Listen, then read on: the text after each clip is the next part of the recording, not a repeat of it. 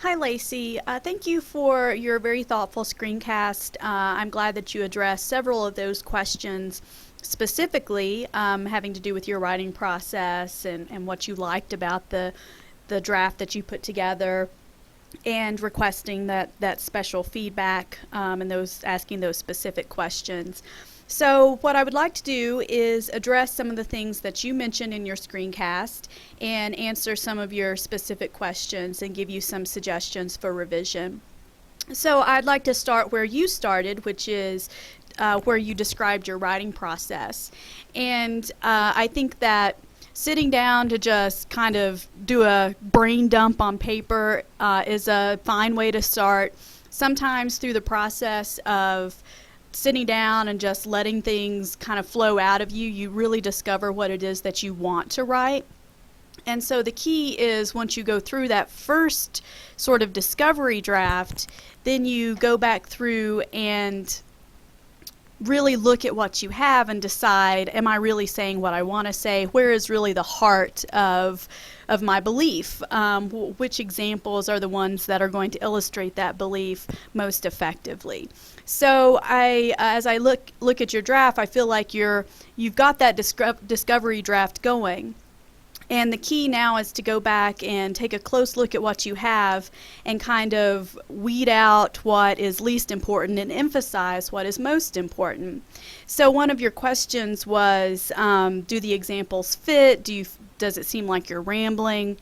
And I think really the key to this assignment is, instead of giving several different examples to illustrate your belief, try to really pick one very important event and kind of explode that moment for your audience and really bring them into that moment and how that illustrates your belief.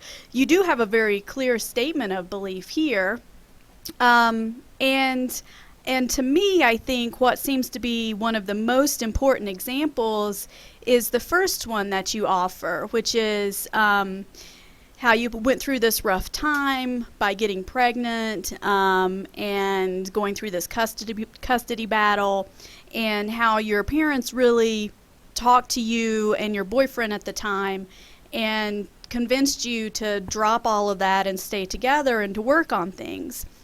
And so I'm wondering if really that's the best example that you can expand upon and explode that moment, so that the entire essay really focuses on this one event instead of trying to bring in multiple examples.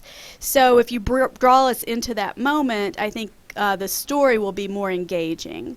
So as far as what to include and what not to include, I think that really focusing in on that one example is going to help make the essay more engaging and help make it more relatable to a wider audience. I like that you pick something that you feel passionate about, even though some of the other essays that we'll be writing are more academic and more closed form. You can still pick topics that you feel passionate about. So even though they may not be as personal, you may not be focusing on personal stories, they can still be topics that are important to you. And so I encourage you to try to find those same kind of topics that you feel passionate about in our future essays.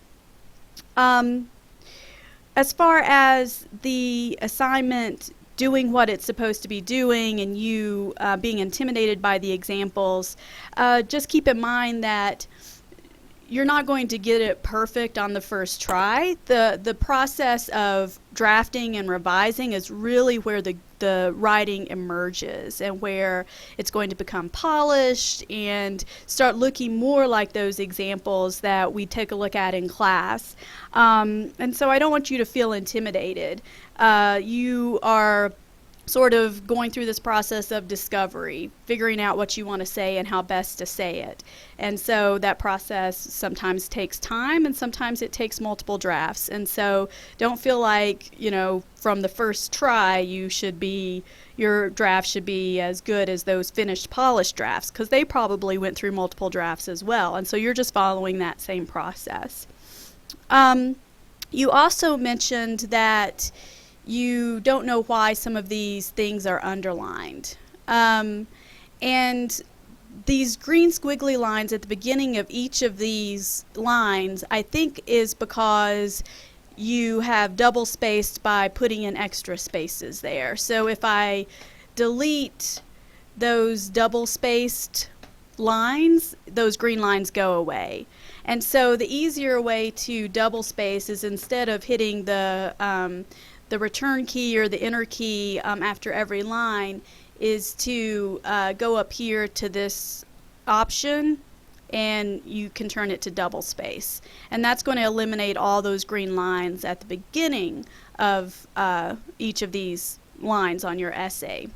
As far as these blue squiggly lines, it's also indicating that there's some kind of grammatical error. And if you right click, it's going to give you an option here to change it. And I don't want you to just blindly go through and change things and trust Microsoft Word. So you can, think, is this something that looks correct to me? And so you can again go through and do that right click, and it's going to show you some of what it suggests as the change, and it's going to take care of some of those blue squiggly lines as well. So there's some formatting things to take care of as far as these green squiggly lines here at the beginning of each line, and then some other sort of typo grammar things. So I hope that I have addressed all of your concerns and given you some valuable feedback. The next step in this process is for you to make a final screencast as a reply to me. And in that screencast, you should summarize what it is that you heard me recommend and say.